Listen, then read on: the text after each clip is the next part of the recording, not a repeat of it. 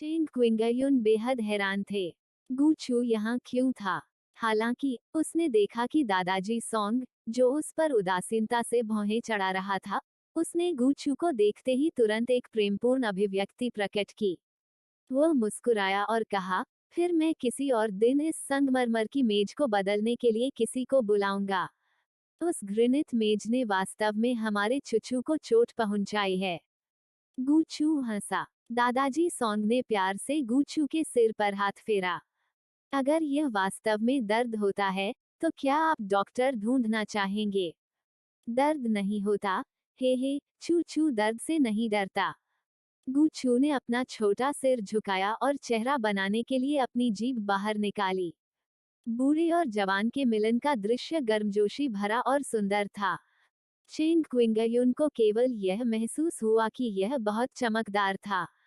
उसे हमेशा संदेह था कि गूचू सोंगचेन की संतान है। अगर यह सच है, तो इसका मतलब है कि उसे सोंग परिवार के साथ भविष्य बनाने का कोई मौका नहीं मिलेगा। गू मानक्सी उनकी जगह लेंगी और शानदार सोंग परिवार में प्रवेश करेगी, मिसेज सोंग बनेंगी जिस पर सभी की निगाहें थीं। गूचू ने दादाजी सोंग की नई जोड़ी गई फलों की चाय उठाई और अपनी बड़ी काली आंखों से चेंग किंगयुन को उत्सुकता से देखा। आंटी चेंग, क्या आपके साथ कुछ गड़बड़ है? चेंग क्विंगयुन ने थोड़ा भौहें चढ़ाईं।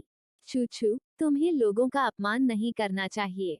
चूचू ने इसे अभी सुना। आंटी चेंग बीमारी से मर रही है, इसलिए आपके शरीर में कुछ गड़बड़ है। चेंग क्विंगयुन ने चुपचाप अपने दांत पीस लिए। उसे ऐसा क्यों लगा कि यह छोटा हरामी उसका अपमान करने की कोशिश कर रहा है। गूचू ने चाय का कप उठाया और आज्ञाकारी ढंग से चेंग क्विंगयुन की तरफ चला गया। आंटी चेंग, यह फलों की चाय है जिसे दादाजी सोंग ने बनाया था। इसे पीना आपके शरीर के लिए अच्छा है। आंटी, आप बीमार हैं। अधिक फलों की चाय पिएं। चेंग क्विंगयुन को निराशा हुई। मैं उस प्याले को नहीं छूऊंगा जिससे तुमने पिया है। कोई जरूरत नहीं, धन्यवाद चुचू। चेंग क्विंगयुन 2 कदम पीछे हट गए। गूचू ने उसे इसे देने पर जोर दिया। वह आगे बढ़ी, लेकिन कप अचानक उसके हाथ से गिर गया और चेंग क्विंगयुन की भव्य सुनहरी शाम की पोशाक गीली हो गई। गूचू चौंक गया और तेजी से आगे बढ़ गया। मुझे क्षमा करें। चुचू आपके लिए इसे मिटा देगा। उसकी फुर्तीली उंगलियां चेंग क्विंगयुन की बेल्ट पर घूम गईं। इससे पहले कि चेंग क्विंगयुन कुछ कह पाती, उसे एक धीमी आवाज सुनाई दी। झनकार। चेंग क्विंगयुन ने अपने सुनहरे शाम के गाउन की बेल्ट में जो ब्लेड छिपाया था वह जमीन पर गिर गया। उसकी बेल्ट को नक्काशीदार और खोखला कर दिया गया था, जिसके बीच में जेड का एक टुकड़ा जड़ा हुआ था। उसने अभी अभी ब्लेड को सफेद जेड के पीछे छिपाया था, लेकिन उसे उम्मीद नहीं थी कि गूचू गलती से उससे टकरा जाएगा। यह एक पतला ब्लेड था। यह तेज और अपवर्तित चांदी की रोशनी थी। गूचू ने आश्चर्य से कहा, आह आंटी चेंग, आप ब्लेड से खेल रही हैं। मेरी माँ ने कहा कि ब्लेड बहुत खतरनाक है और आसानी से लोगों को काट सकता है। दादाजी सोंग ने अचानक चाय का प्याला नीचे रख दिया। चेंग क्विंगयुन ने अब चेतन रूप से अपनी बेल्ट की ओर देखा। क्या आप अपने साथ ब्लेड रखते हैं? ओल्ड मास्टर सोंग ने गंभीरता से पूछा और चेंग क्विंगयुन से दूर चला गया। चेंग क्विंगयुन अभी उसके बगल में खड़ी थी और उसने अपना हाथ उसकी व्हीलचेयर पर रखा था। गूचू ने अपनी ठुड्डी उसके हाथ पर रख दी और उसकी बड़ी बड़ी काली आंखें इधर उधर घूम गईं। उसने आग में घी डालने का काम किया। दादाजी सोंग, आंटी चेंग को दोष न दें।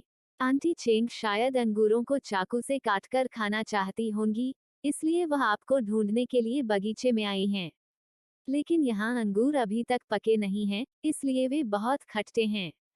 आंटी, आपको सावधान रहना होगा। अगर चाकू दादाजी सोंग को चोट पहुंचाता है, तो यह अच्छा नहीं होगा। दादाजी सोंग गहरी सोच में थे। उसकी अभिव्यक्ति शांत थी, लेकिन उसमें एक जानलेवा इरादा छिपा था। यह उनके 80वें जन्मदिन का भोज था, और कई मेहमान थे। वास्तव में वहां मेहमान थे जो अपने साथ खतरनाक ब्लेड लेकर आए थे और उसके आसपास भी घूम रहे थे। यह सोंग परिवार का बहुत बड़ा अनादर था। दरअसल दादाजी सोंग ने चुपके से भौहें सिकोड़ ली। क्या ऐसा हो सकता है कि यह महिला मुझ पर हमला करने की योजना बना रही हो? चेंग क्विंगयुन के दिल में एक अवर्णनीय ठंडक महसूस हुई। यह स्पष्ट था कि षड्यंत्र रचने वाला ओल्ड मास्टर सॉन्ग पहले से ही संदिग्ध था। चेंग क्विंगयुन ठंडे पसीने से लथपथ हो गई। ओल्ड मास्टर सॉन्ग एक समय एक प्रभावशाली व्यक्ति था, जिसने राजधानी में वर्चस्व की लड़ाई में खूनी रास्ता बनाने के लिए सॉन्ग परिवार का नेतृत्व किया और मनोरंजन उद्योग के अधिपति के रूप में अपनी स्थिति मजबूत की। इतनी शक्तिशाली और ताकतवर शख्सियत, फिर भी अभी उसमें वास्तव में उसकी हत्या करने की इच्छा करने का दुस्साहस था। ओल्ड मास्टर सॉन्ग को शायद पहले से ही संदेह था। ओल्ड मास्टर सॉन्ग द्वारा खोजे जाने के बजाय सीधे कबूल करना बेहतर था। चेंग क्विंगयुन ने एक पल के लिए सोचा और मुस्कुराते हुए समझाया, चुचू, सावधान रहो। यह मेरी भौं ट्रिमर है। यह बहुत तेज है। जब मैं दोपहर में बाहर गया तो जल्दी में था, इसलिए हो सकता है कि यह मेरे कपड़ों में फंस गया हो। यह सुनकर गूचू लगभग जोर से हंस पड़ी। आप इतना घटिया बहाना कैसे बना सकते हैं? हालांकि गूचू का इरादा चेंग क्विंगयुन को पूरी तरह से दोषी ठहराने के लिए ब्लेड का उपयोग करने का नहीं था। उसे बस यह सुनिश्चित करने की जरूरत थी कि दादाजी सॉन्ग सतर्क रहें। वह नहीं चाहती थी कि उपन्यास की त्रासदी दोबारा दोहराई जाए, जहां एक क्रूर और शक्तिशाली आदमी को एक दुष्ट महिला ने बेवकूफ बनाया और बगीचे में बुरी तरह मर गया। ओह, यह एक भौं ट्रिमर है। आंटी चेंग, आपको भविष्य में अधिक सावधान रहना होगा। अन्यथा, यदि आप दादाजी सॉन्ग काटते हैं, तो लोग गलत समझेंगे। गूचू मधुरता से मुस्कुराया। चेंग क्विंगयुन ने गूचू को गहराई से देखा। यह खूबसूरत और प्यारी सी लड़की बचकानी बातों से भरी थी। हालांकि, सावधानीपूर्वक विचार करने के बाद, उसे एहसास हुआ कि गूचू वास्तव में हर शब्द में उसके लिए जाल खोद रहा था, उसे कदम दर कदम अग्निकुंड में धकेल रहा था।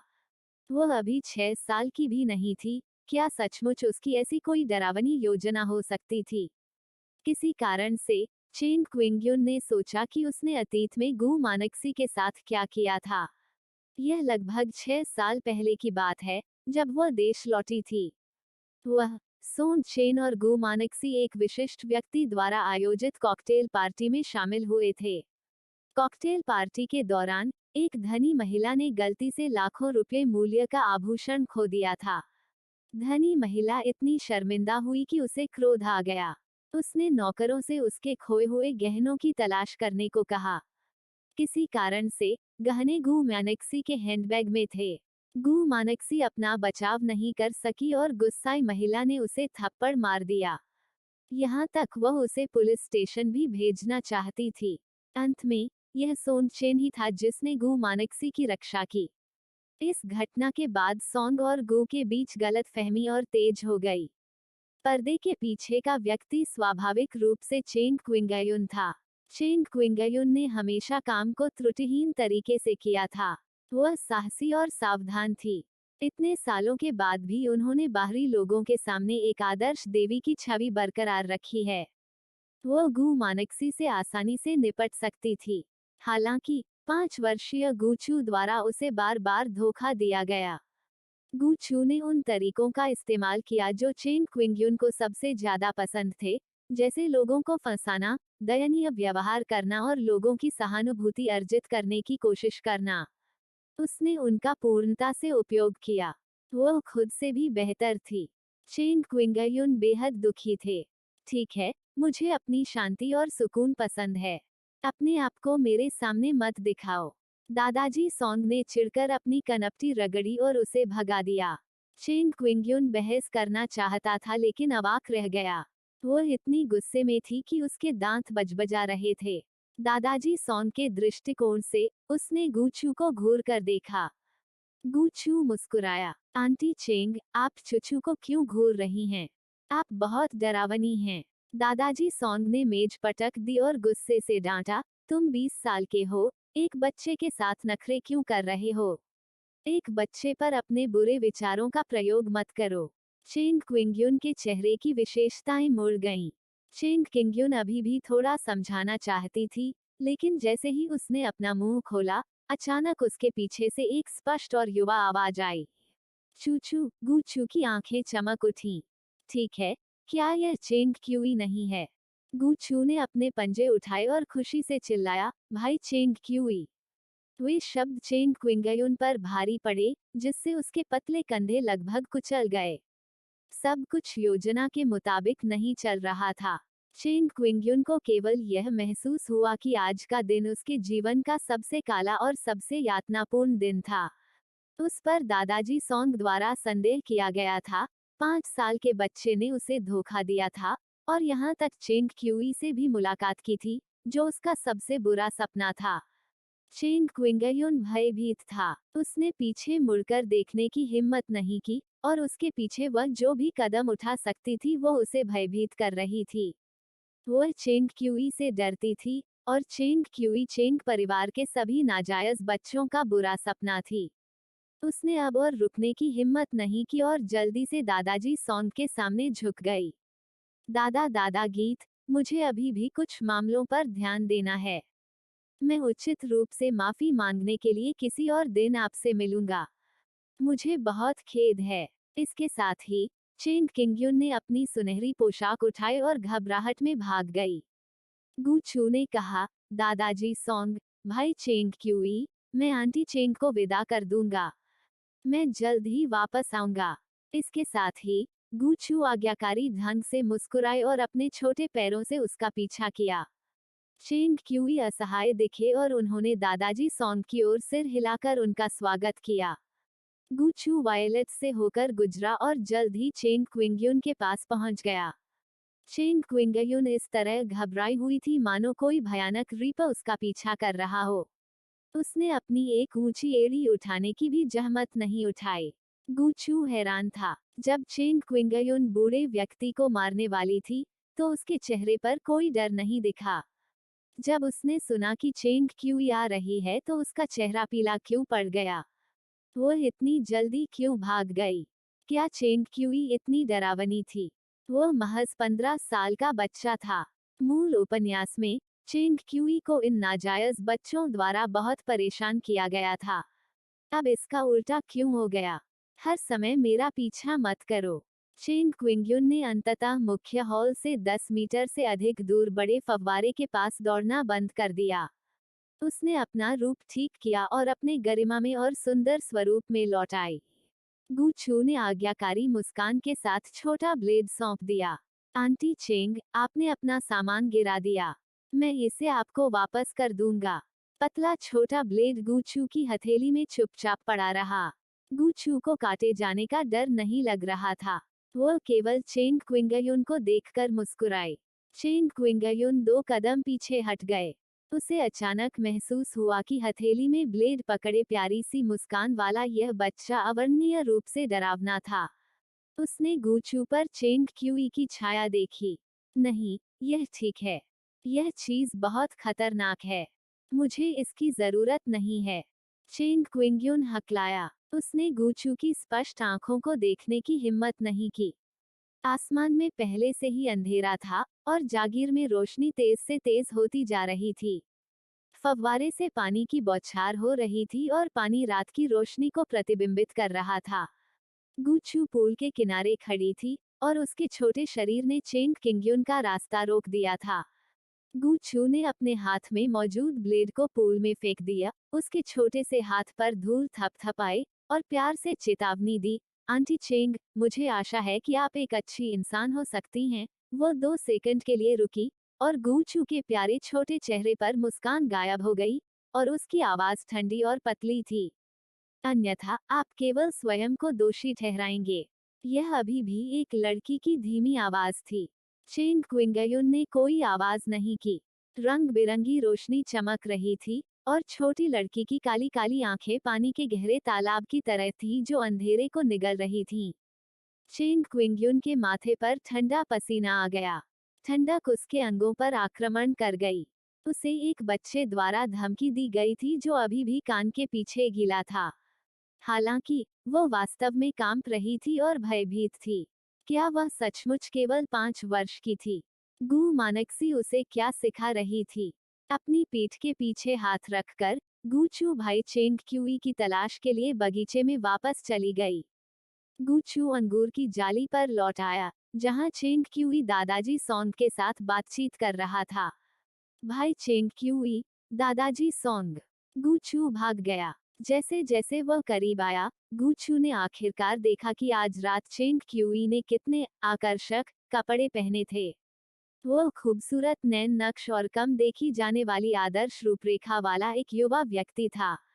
उसके हल्के काले सूट के कफ पर दो गहरे नीले रत्न और कॉलर पर एक सुंदर विंसर गांठ थी।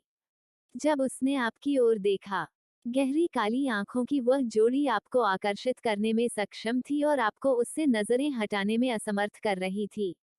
चेंग क्यूई दादाजी सोंग के प्रभावशाली तरीके को दबाने में भी सक्षम था। गुचू ने मन ही मन बुदबुदाया, वयस्क होने के बाद एक आदमी भारी बदलाव से गुजरेगा। जल्द ही वो एक महिलावादी बन जाएगा। शायद अगले 10 वर्षों में यह युवक चेंग क्यूई सोन चेन से आगे निकलने में सक्षम होगा, जो उपस्थिति और आकृति के मामले में मूल उपन्यास में सबसे सुंदर आदमी था। चूचू, मैं तुम्हें बहुत दिनों से ढूंढ रहा हूँ।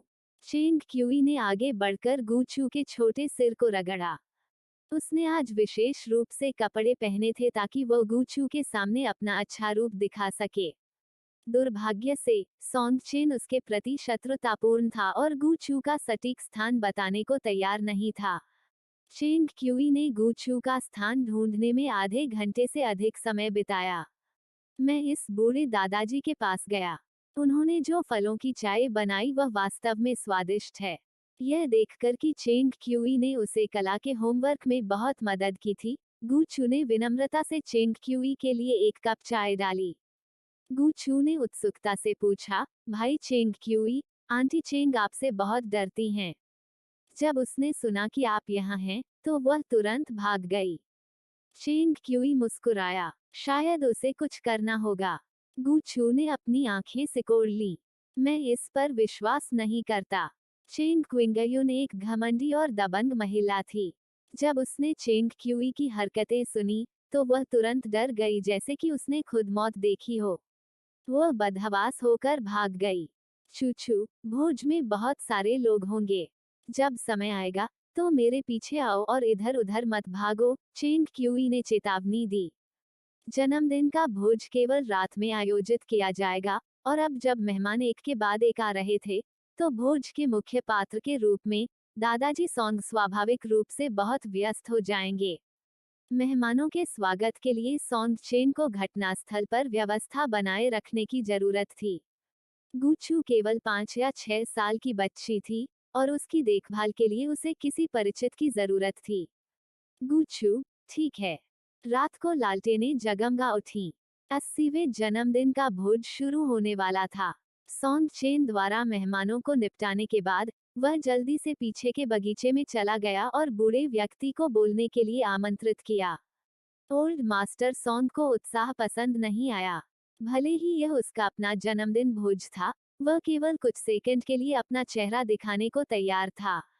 जन्मदिन का भोज एक सामान्य सभा से कहीं अधिक था। यह प्रसिद्धि और भाग्य का स्थान बन गया था, जहां लोग परियोजनाओं के बारे में बात कर सकते थे, लोगों के करीब आ सकते थे, व्यवसाय कर सकते थे और संबंध बना सकते थे। सोंग चेन बगीचे में चला गया। दादाजी, आयोजन स्थल तैयार है, उसकी आवाज गले में ही अटक गई थी। सोंग चेन ने अचानक अपनी आंखें सिकोड़ ली और हरे बेल रैक के नीचे चेंग क्यूई को खतरनाक तरीके से घूरने लगा। जब वे अंगूर तोड़ रहे थे तो चेंग क्यूई गुचू के साथ था। हरी बेल की रैक पर केवल कुछ ही अंगूर थे जिन्हें तोड़ा जा सकता था। दूर से सोंग चेन स्पष्ट रूप से चेंग क्यूई के चेहरे पर मुस्कान, उसके मुंह के कोने पर मुस्कुराहट और हाथों की जोड़ी को स्पष्ट रूप से देख सकता था। वो वास्तव में मेरी बेटी को गले लगा रहा था। सोंग चेन ने अपने दांत पीस लिए। चुचू, यहाँ आओ, सोंग चेन ने कहा। गुचू ने अपने पिता की आवाज सुनी और जल्दी से आखिरी दोहरे अंगूर तोड़ने के लिए दौड़ पड़ी। उसने एक चेंग क्यूई को दिया और दूसरा अपने हाथ में पकड़ लिया। वो खुशी से सोंग चेन के पास दौड़ी और उसे हरे अंगूर दिए। अंकल सोंग, कुछ अंगूर लीजिए। गुचू को पता था कि उसकी हरकतें बहुत बचकानी थीं, लेकिन वह केवल 5 साल की बच्ची थी। कभी कभी उसे ऐसे काम करने पड़ते थे जो उसकी उम्र के अनुरूप लगते थे। उदाहरण के लिए, उसने अंगूर तोड़ने में बहुत रुचि होने का दिखावा किया। दादाजी सॉन्ग की अनुमति प्राप्त करने के बाद उसने उत्साहित होने का नाटक किया और चेंग क्यूई को उसे लेने दिया। फिर उसने अपने पंजे फैलाए और दो बेचारे अंगूरों को पकड़ लिया। सोन चेन ने गुचू से अंगूर लिया। वह केवल खट्टा अंगूर था और उसका रंग अभी भी बहुत हरा था। हालांकि यह उनकी अपनी बेटी की ओर से एक उपहार था। कितना भी खट्टा क्यों न हो, उसे खाना ही था। चूचू, अंगरक्षक हर समय आएंगे और आपका पीछा करेंगे। भोज में कई मेहमान हैं। मेरा काम पूरा होने के बाद अंकल सॉन्ग आएंगे और आपके साथ खेलेंगे, ठीक है? सॉन्ग चेन आधा बैठ गया और गूचू के गोल मटोल छोटे चेहरे को रगड़ा। गूचू ने अपना सिर हिलाया और चेंग क्यूई की शर्ट के कोने को खींचा। चूचू को अंगरक्षक पसंद नहीं है। चूचू चाहता है कि भाई चेंग क्यूई मेरे साथ खेले। चेंग क्यूई मुस्कुराया। सॉन्ग चेन ने अपने दांत पीस लिए। सॉन्ग चेन ने धैर्यपूर्वक कहा, चूचू, भाई चेंग क्यूई बहुत व्यस्त हैं। उनके पास समय नहीं है। नहीं, मिस्टर सॉन्ग, मैं बहुत स्वतंत्र हूँ। मैं चूचू की देखभाल में आपकी मदद कर सकता हूँ। चेंग क्यूई का लहजा सम्मानजनक और विनम्र था। सॉन्ग चेन ने चेंग क्यूई को घूर कर देखा। उधर दादाजी सॉन्ग, जो शो देख रहे थे, ने आखिरकार कहा, सॉन्ग चेन, चेंग क्यूई को इस बच्चे की देखभाल करने दो। मुझे कार्यक्रम स्थल में धकेलो और मैं कुछ शब्द कहने के बाद चला जाऊंगा। दादाजी सॉन्ग की अभिव्यक्ति शांत थी। उनके दाहिने हाथ ने चीनी मिट्टी के चाय के कप को कसकर पकड़ लिया था। चाय के प्याले में फलों की चाय कांप रही थी। दादाजी सॉन्ग की तेज निगाहें सॉन्ग चेन और गूचू के बीच आगे पीछे घूमती रहीं। उसने सोन चेन की गहरी विशेषताओं को देखा, फिर छू छू की साफ विशेषताओं को देखा, फिर सोन चेन के अंगूठे को देखा, फिर गूचू के गोरे हाथों को देखा। उसके मन में एक विचार आया। ओल्ड मास्टर सॉन्ग को तब एहसास हुआ कि 5 साल की लड़की की विशेषताएं वास्तव में कुछ हद तक सॉन्ग चेन के समान थीं। अंगूठे में भी टेढ़ापन था। यह बिल्कुल वैसा ही था, प्रमुख विरासत के अनुरूप। दादाजी सॉन्ग के विद्यार्थियों ने अनुबंध किया। उसने चाय के कप को कसकर नहीं पकड़ा और उसे फर्श पर टुकड़ों में तोड़ दिया। दादाजी, सावधान रहें। सॉन्ग चेन ने तुरंत व्हीलचेयर को दूर धकेल दिया। चेंग क्यूई नीचे झुकी और चाय के कप के टुकड़े उठाए और उन्हें वापस मेज पर रख दिया। दादाजी सॉन्ग ने गहरी सांस ली और अपनी बढ़ती भावनाओं को दबा दिया। ठीक है, मुझे कार्यक्रम स्थल में धकेल दो। मैं चुचू को चेंग क्यूई के साथ छोड़ दूंगा। सॉन्ग चेन ने अपने दादा के आदेश की अवहेलना करने की हिम्मत नहीं की। वह केवल चेंग क्यूई पर एक नजर डाल सका, जिसमें कहा गया था, तुम्हें चुचू की अच्छी देखभाल करनी चाहिए। कोई विचार मत लाओ, अन्यथा मैं तुम्हें कभी नहीं जाने दूंगा। फिर उन्होंने व्हीलचेयर को धक्का दिया और दादाजी सॉन्ग को कार्यक्रम स्थल में ले आए। दादाजी गीत, अलविदा। गूचू पंजों के बल खड़ा था, उसकी आवाज मीठी और नर्म थी। दादाजी सॉन्ग का शरीर थोड़ा कांप उठा। गूचू ने सॉन्ग चेन को दादाजी सॉन्ग को विदा करते हुए देखा, और उसके मुंह के कोने मुड़ गए। ऐसा लग रहा था कि दादाजी सॉन्ग ने पहले ही नोटिस कर लिया था। ओल्ड मास्टर सॉन्ग के 80वें जन्मदिन के भोज में कई मेहमान मौजूद थे। झाओ मनशी और उनकी मां, तांग चुनक्सियू को भी आमंत्रित किया गया था। मानशी, वो व्यक्ति वहां वांग कॉरपोरेशन से वांग त्यानचेंग है। राजधानी में वांग एंटरटेनमेंट भी बुरा नहीं है। जन्मदिन के भोज स्थल पर तांग चुनशियू ने गुप्त रूप से झाओ मनशी को याद दिलाया, मिस्टर सॉन्ग थोड़ी देर में आएगा। जाओ और उसे टोस्ट दो। समझ गया, माँ। तुम जाओ और पहले अपना काम करो। मैं थोड़ी देर बैठना चाहता हूँ। झाओ मनशी की शक्ल सूरत बेहतरीन थी और उसकी हरकतें खूबसूरत थीं। उसने आज हाउते काउचा चाइनीज इवनिंग गाउन पहना हुआ था। उसकी शक्ल वहां मौजूद सभी लड़कियों से बेहतर थी और उसने कई लोगों का ध्यान अपनी ओर आकर्षित किया। अतीत में ऐसे भोजों में झाओ मानशी निश्चित रूप से सुर्खियों में रहती थीं और महिला मेहमानों में सबसे खूबसूरत बन जाती थीं। हालांकि उसका मन स्पष्ट रूप से इस जन्मदिन भोज पर नहीं था जो मेलजोल के माहौल से भरा था। उसे एक शांत मेज मिली और वह बैठ गई। उसने अपना सेल फोन निकाला और गु मानसी को एक टेक्स्ट संदेश भेजा। मानसी बहन, जन्मदिन का भोज बहुत उबाऊ है, क्या आपने फिल्मांकन पूरा कर लिया है? मानसी, हम आधे रास्ते पर हैं। मानसी बहन, यहाँ कई स्वादिष्ट स्नैक्स हैं। क्या आप चाहते हैं कि मैं आपके लिए कुछ पैक करूं? उस्मानथस केक, अनानास केक, आलू केक, सुनहरा धागा तारो ओ। डेडपैन फेस, नो माउथ फेस। कोई जरूरत नहीं। वैसे क्या आपने चुचू को देखा है? झाओ मंशी ने अपना सिर उठाया और चारों ओर देखा। उसने गूचू और चेंग क्यूई को दूसरी स्नैक टेबल के सामने देखा। गूचू को जन्मदिन भोज में मिठाइयाँ बहुत पसंद आई। उसके गाल खाने से फूले हुए थे। मानशी चेंग परिवार का युवा मास्टर चुचू के साथ टीएच में है।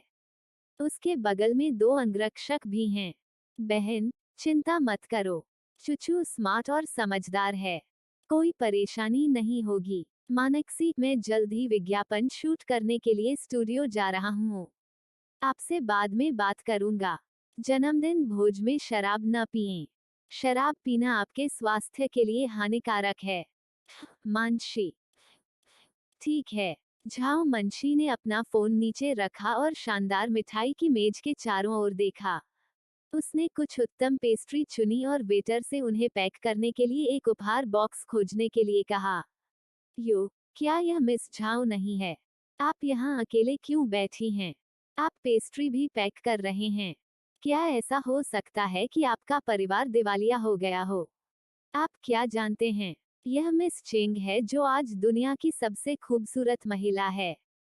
अगर मिस झाओ की तुलना उससे की जाएगी तो वह बदनाम हो जाएगी। यही कारण है कि वह छिप रही है। मैंने सुना है कि मिस झाओ मनोरंजन उद्योग में प्रवेश करने की तैयारी कर रही है। वह प्रेसिडेंट सॉन्ग के करीब आने के लिए यह सब कर रही है। एक चुलबुली मजाकिया आवाज उसके कानों में पड़ी। झाओ मंशी ने अपने हाथ में नाजुक नाश्ता रखा और अपनी उंगलियों को पोंछने के लिए एक बर्फ सफेद रुमाल लिया। राजधानी में अनगिनत सोशलाइट थे, इसलिए स्वाभाविक रूप से ऐसे स्थान थे जहां कई महिलाएं थीं जो प्रतिस्पर्धा करना चाहती थीं। झाओ मंशी सुंदर, सुशिक्षित और समझदार थी। वह राजधानी के कई धनी और प्रभावशाली लोगों के लिए प्रशंसा की वस्तु थी और समाजवादियों के लिए ईर्ष्या का भी लक्ष्य थी। झाओ मंशी ने अपने सामने 3 महिलाओं को सिर से पैर तक आकार दिया, जिससे तेजतर्रार हवा निकल रही थी। परिचारक, झाओ मंशी ने वेटर को बुलाया। टक्सीडो पहने वेटर तेजी से वहां चला आया। मिस, आपको क्या चाहिए? झाओ मंशी ने कहा, यह दादाजी सॉन्ग का 80वां जन्मदिन है। आप सभी व्यवस्था के प्रभारी कैसे हैं? यहाँ 1000 से अधिक बत्तखें हैं। वे इतना शोर करते हैं कि मेरे कान दुखने लगते हैं। वेटर दंग रह गया। बतख। झाओ मंशी ने अपनी पतली उंगलियों से प्रहार किया और 3 सोशलाइट्स की ओर इशारा किया। यहाँ 1500 बत्तखें। वे बहुत शोर कर रही हैं। वेटर, झाओ मंशी, आपका क्या मतलब है? आप मुझे बत्तख कह रहे हैं? सोशलाइट्स में से एक इतनी गुस्से में थी कि उसका चेहरा लाल हो गया। आप वही हैं जो सॉन्ग चेन को बहकाना चाहते थे। राजधानी में हर कोई यह जानता है। अब जब राष्ट्रपति सॉन्ग की मंगेतर यहाँ है, तो आप दूर छिप रहे हैं। यदि आप दोषी महसूस नहीं कर रहे हैं, तो कौन है? यह सही है। कुछ लोग अभी भी सोचते हैं कि वे बहुत अच्छे दिखते हैं। चेंग क्विंगयुन की तुलना में वे कुछ भी नहीं हैं। उसके बगल वाली महिला ने व्यंग्य किया। झाओ मंशी नाराज नहीं थे। उसका आचरण गरिमापूर्ण था, उसकी मुस्कान उचित और व्यंग्यपूर्ण थी। भले ही मैं चेंग क्विंगयुन जितना अच्छा दिखने वाला नहीं हूँ, फिर भी मैं आप तीनों से कहीं बेहतर हूँ। जब आपके पास समय हो, तो दर्पण में देखें। अपने चेहरे देखें। वे इतने बदसूरत हैं कि वे एक हत्या के मामले की तरह दिखते हैं। अगर मैं तुम होता, तो मैं घर पर ही रहता क्योंकि मैं कितना बदसूरत हूँ। तीनों समाजवादी इतने गुस्से में थे कि उनके चेहरे लाल हो गए थे। आप क्या? मैंने बहुत समय पहले सोंग चेन का पीछा करना छोड़ दिया था। झाओ मंशी अभी भी सुरुचिपूर्ण और प्रतिष्ठित थे। उसने अपने मुंह से सबसे सौम्य शब्द निकाले। दूर से दर्शकों को लगा कि वह एक कविता पढ़ रही है। दूसरी ओर, आप तीनों को सोंगचेन पसंद है लेकिन उसका पीछा करने की हिम्मत नहीं करते हैं। आप केवल उसकी पीठ पीछे गपशप करने की हिम्मत करते हैं। मुझे मत घूरो, मुझसे झगड़ा मत करो। मैं नहीं चाहता कि दूसरे यह समझे कि मैं सुअरों के साथ संवाद कर रहा हूँ। 3 समाजवादी। उसके बगल का स्टाफ। झाओ मंशी का मुंह वास्तव में इतना शातिर नहीं था, लेकिन वह हाल ही में लू शानहे के दल में फिल्म कर रही थी और उससे प्रभावित थी। लू शेन्हे की फिल्म की सहायक अभिनेत्री एक शरारती और अनियंत्रित मिस्सी थी। जिस क्षण उसने अपना मुंह खोला, यह आपदा का दृश्य था। झाओ मंशी ने बस बहुत सारे शब्द कहे, लेकिन वास्तव में उसने उनमें से आधे अपनी स्क्रिप्ट से सीखे। लोगों को भूनना कभी इतना अच्छा नहीं लगा। तीनों देवियां निःशब्द हो गईं। मुझे अपनी कार में पैक स्नैक्स भेजने के लिए आपको परेशानी उठानी पड़ेगी। झाओ मंशी ने वेटर की ओर सिर हिलाया, उसकी आवाज नर्म और नम्र थी। वेटर ने अचंभे में सिर हिलाया, वह स्नैक्स का डिब्बा ले गया जिसे झाओ मंशी ने पैक करने का अनुरोध किया था। उनकी भावनाएं जटिल थीं। आजकल हर किसी के 2 चेहरे होते हैं। तीनों महिलाओं ने अपने पैर पटक दिए, उनके चेहरे अनिच्छा से भर गए। झाओ मंशी पहले से भी अधिक कष्टप्रद है। उनमें से एक नाराज था। दूसरे ने कंधे उचकाए। उसके स्वभाव के साथ, उसके लिए सोंग परिवार में प्रवेश करना शायद असंभव है। अगर यह मेरे ऊपर होता, तो केवल चेंग क्विंगयुन ही राजधानी में सोंग चेन का ध्यान आकर्षित कर पाती। चेंग क्विंगयुन ने आज जिस तरह से कपड़े पहने, उसने सभी का ध्यान खींचा। जरूरी नहीं। मैंने सुना है कि राष्ट्रपति सोंग को चेंग क्विंगयुन पसंद नहीं है और वह सगाई तोड़ने की तैयारी कर रहे हैं। सगाई तोड़ दो। मुझे मत बताओ कि मेरे पास एक मौका है। महिलाओं का समूह एक दूसरे से फुसफुसाता रहा। झाओ मंशी द्वारा उनका अपमान करने के बाद, वह शालीनता से अपनी मां की तलाश में निकल गई। उसने बिल्कुल भी ध्यान नहीं दिया कि पहले उन लड़कियों को भूनने का दृश्य एक निश्चित अतिथि द्वारा सुना गया था। एक कोने में, वांग एंटरटेनमेंट मीडिया के वांग तियानचेंग ने शैंपेन का गिलास पकड़ा और एक घूंट लिया। उसने अपनी आंखें सिकोड़ ली और झाओ मंशी की पतली पीठ का आकार बड़ा कर लिया। यह मिस झाओ थी, जिन्होंने दूसरी महिला प्रधान भूमिका के रूप में फिल्म क्वीन काओ यूजी की जगह ली थी। वांग तियानचेंग विशाल वांग एंटरटेनमेंट मीडिया के मालिक थे और महिलाओं के प्रति वासनापूर्ण थे। उसके आसपास अनगिनत महिलाएं थीं, और मनोरंजन उद्योग में कई खूबसूरत पुरुष और महिला हस्तियां पहले भी उसके बिस्तर पर रह चुकी थीं।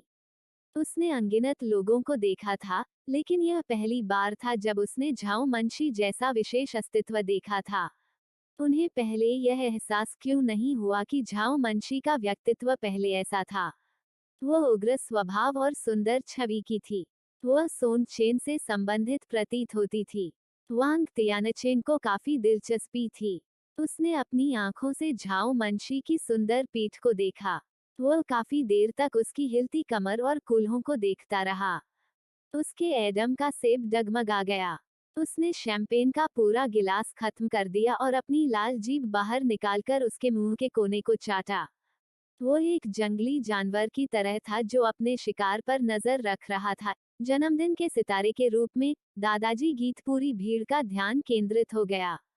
हालांकि, वह अनुपस्थित दिमाग वाला लग रहा था। उन्होंने जल्दबाजी में जन्मदिन का भाषण दिया, मेहमानों को आने के लिए धन्यवाद दिया और जल्दी से चले गए। अतिथियों को यह नहीं लगा कि यह अशिष्टता है।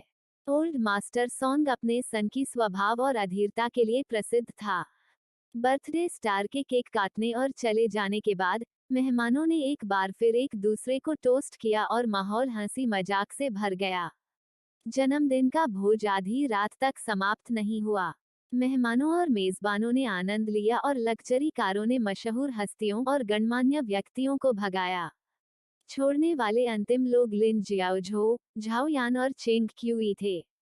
लिन जियाओझो अपनी शराब नहीं रोक सका। 2 गिलास शराब पीने के बाद उसे नींद आने लगी और वह अनाप शनाप बकने लगा। उसने झाओ यान की बांह पकड़ ली और कहा कि वह आज रात अंतरिक्ष में रॉकेट पर चढ़ने के लिए उत्तरी ध्रुव जा रहा है। झाओ यान को नहीं पता था कि हंसे या रोए। वह नशे में धुत लिन जियाओझो को कार में ले गया। चूचू, कार में बैठो, हम घर जा रहे हैं। झाओ यान ने लिन जियाओझो को कार में बिठाया और उसकी सीट बेल्ट बांधी। फिर उसने अपनी छोटी भतीजी को बुलाया। गू छू ने घूमकर सोंग चेन और चेंग क्यूई की ओर हाथ हिलाया। अंकल सोंग, भाई चेंग क्यूई, मैं पहले घर जा रहा हूँ। अलविदा। सोंग चेन को आज रात आखिरी मिनट में दादाजी सोंग ने रोक दिया था, इसलिए वह गूचू को घर नहीं भेज सके। हालांकि सोंग चेन ने किसी को पेस्ट्री का एक बड़ा डिब्बा पैक करने के लिए भेजा और व्यक्तिगत रूप से उन्हें झाओ यान के घर भेजा। चूचू, जब तुम घर पहुंचो तो अंकल सोंग को बुलाओ। सोंग चेन कार के दरवाजे के सामने झुक गया और गूचू को याद दिलाया। गूचू, ठीक है, अंकल सोंग को भी जल्दी आराम करने की जरूरत है। सोंग चेन को मन ही मन खुशी महसूस हुई। मेरी बेटी मुझसे इतना प्यार करती है कि उसने मुझे अच्छे से आराम करने के लिए भी कहा, जैसी कि मेरी देखभाल करने वाली बेटी से अपेक्षा थी। रिव्यू मिरर के माध्यम से झाओ यान ने सोंग चेन का आत्मसंतुष्ट रूप देखा। झाओ यान के मुंह का कोना हिल गया। उसने कार का दरवाजा पटक दिया और लिन जियाओझो और उसकी भतीजी के साथ चला गया। जाने वाले आखिरी लोग चेंग क्यूई और उनके बेटे थे। चेंग क्यूई के पिता, चेंग कायुवान, आज रात भोज में अच्छा समय बिता रहे थे और उन्होंने दो खूबसूरत महिला हस्तियों के साथ संबंध बनाए थे। उनकी वीचेट और संपर्क जानकारी प्राप्त करने के बाद देर सबेर वह निश्चित रूप से उनके साथ सोएगा। चेंग क्यूई को आश्चर्य नहीं हुआ। उनके नामात्र के पिता अमीर और दृढ़ इच्छा शक्ति वाले थे। भले ही उनके 30 से अधिक नाजायज बच्चे थे, फिर भी वह चेंग परिवार के लिए नए जीवन को जन्म देने के लिए प्रतिबद्ध थे। उनकी उम्र 40 के आसपास थी और उनकी एक जोड़ी आयरन किडनी थी। अमीर, रोमांटिक, उदार और सुंदर 40 वर्षीय व्यक्ति महिलाओं के बीच आनंद ले रहा था। बेटा, मुझे लगता है कि प्रेसिडेंट सोंग तुम्हें पसंद नहीं करता। चेंग कयुवान ने अपना चश्मा उतार दिया और मुस्कुराते हुए कहा। चेंग क्यूई का चेहरा ठंडा था। मम्मा, चेंग कयुवान ने आह भरी। बेटा, मैं तुम्हारा पिता हूँ। मेरे प्रति उदासीन होने की कोई जरूरत नहीं है।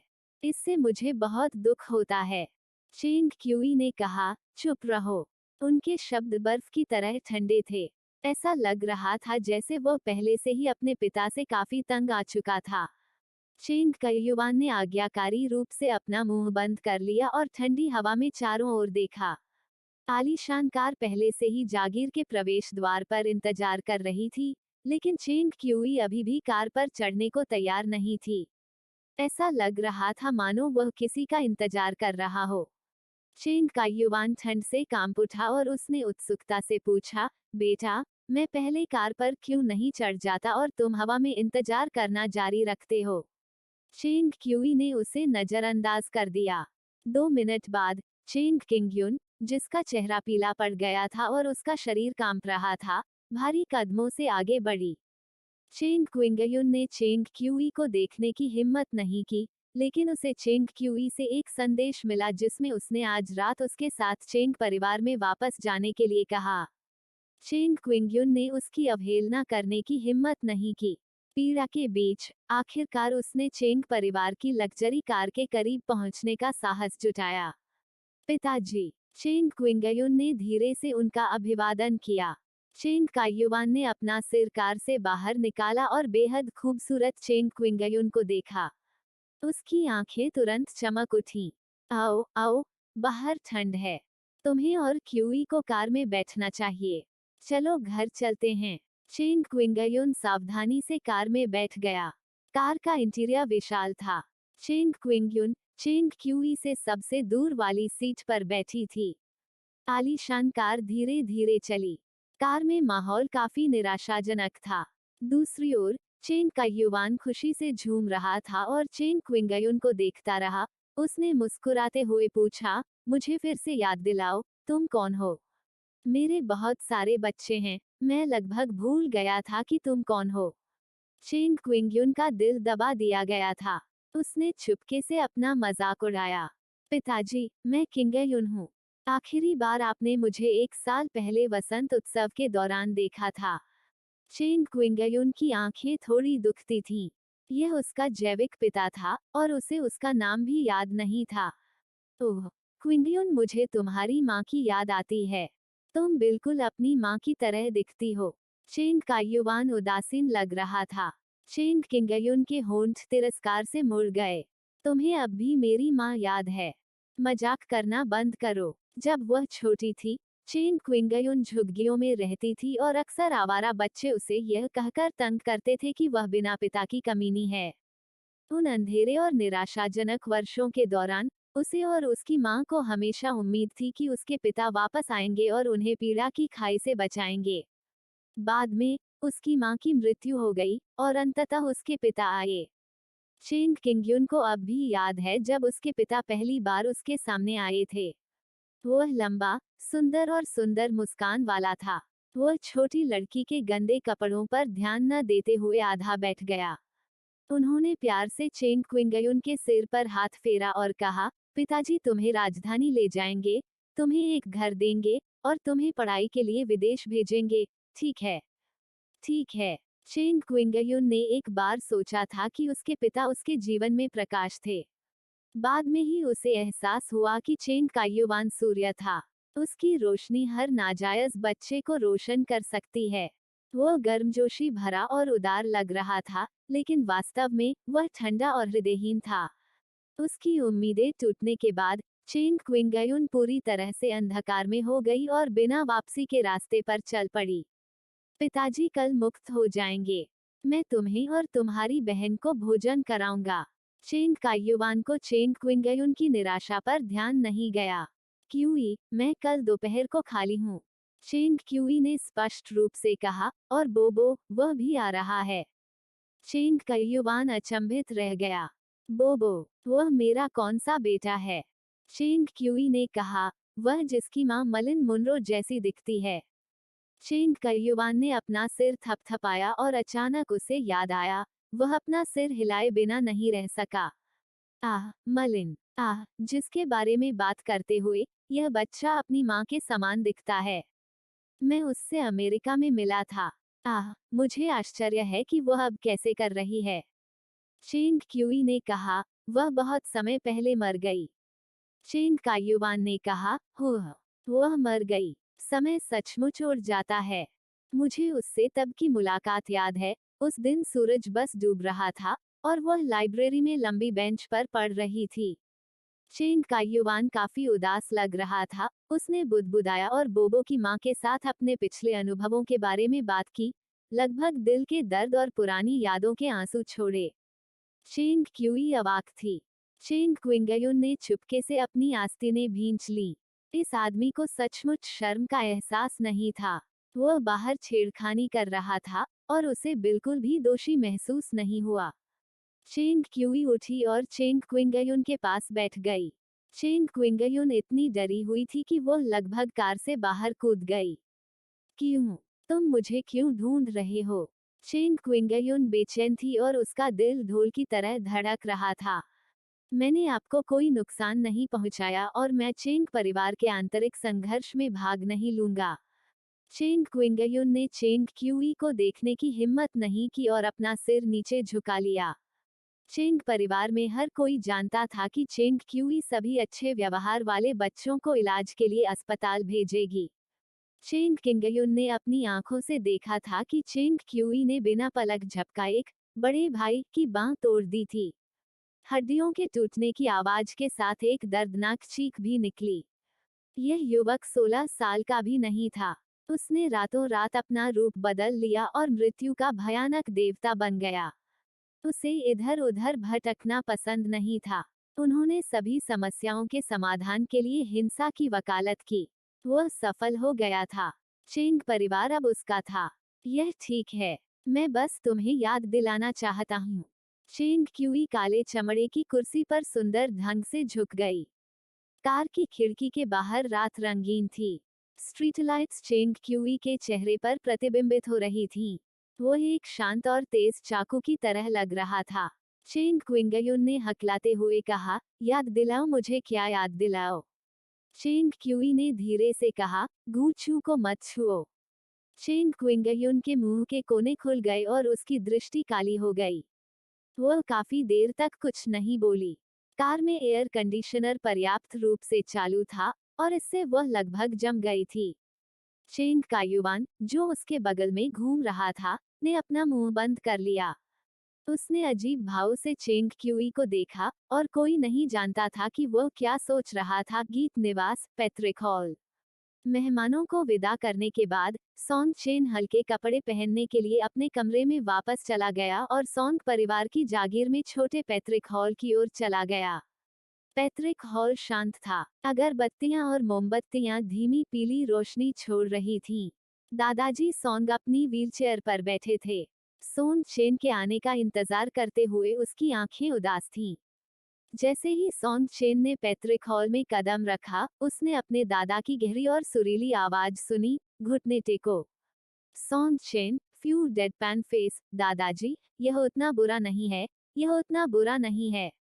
अगर मैं तुम्हारे माता पिता होते, तो मैं गुस्से में जमीन से रेंग कर बाहर निकल जाता। बेकार कमीने। दादाजी सॉन्ग की आवाज गहरी और सुरीली थी। उसके हाथ की छड़ी जमीन पर गड़गड़ा रही थी। आप ईमानदार क्यों नहीं होते? यह कब हुआ? सॉन्ग चेन ने अगरबत्ती जलाई और प्रार्थना की। दादाजी, आप किस बारे में बात कर रहे हैं? दादाजी सॉन्ग ने अपनी छड़ी उस पर घुमाई। दिखावा करना बंद करो। आज उस छोटी सी लड़की का नाम चुचू है, वह 5 साल की है। क्या तुम्हें सच में लगता है कि मैं इतनी बुरी हो गई हूँ कि मैं तुम्हारे साथ उसके रिश्ते को नहीं देख सकती? उसने आज कप से पी लिया और मैंने कप पर शेष डीएनए लेने और पितृत्व परीक्षण करने के लिए पहले ही किसी को भेज दिया है। परिणाम कल सामने आएंगे। आप एक रोगाणु विरोधी हैं और आप बच्चों से नफरत करते हैं। यह पहली बार है जब मैंने आपको झुककर एक बच्चे को ले जाते हुए देखा है। अगर वह आपकी बेटी नहीं होती, तो मैं आपका उपनाम अपना लेता।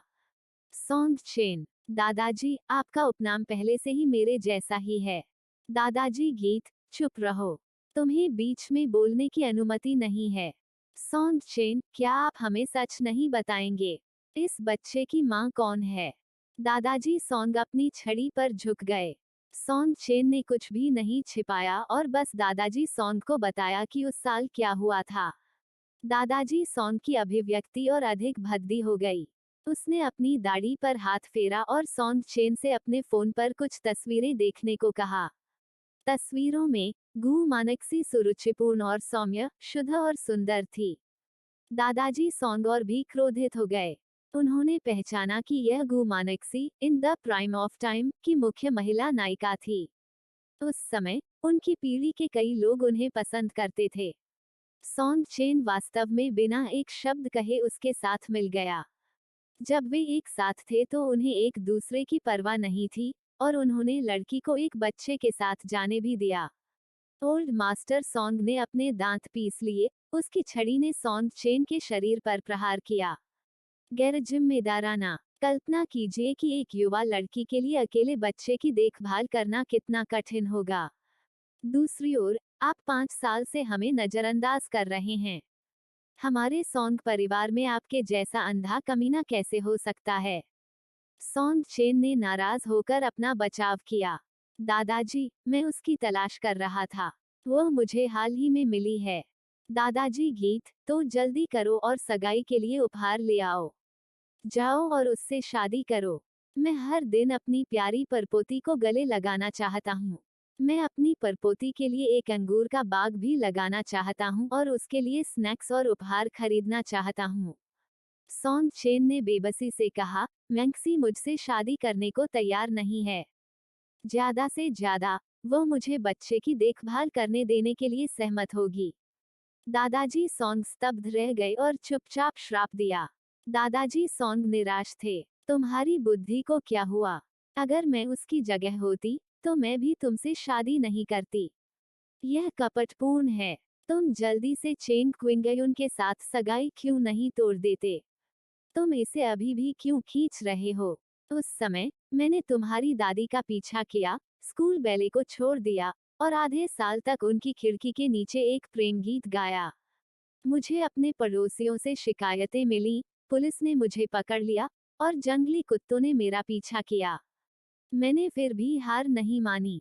यही कारण है कि तुम्हारी दादी प्रभावित हुई और मुझसे शादी कर ली। सबसे महत्वपूर्ण बात ईमानदारी है। तुम्हारे पास बिल्कुल भी ईमानदारी नहीं है। दादाजी सोंग वास्तव में उस पर ध्यान नहीं देना चाहते थे।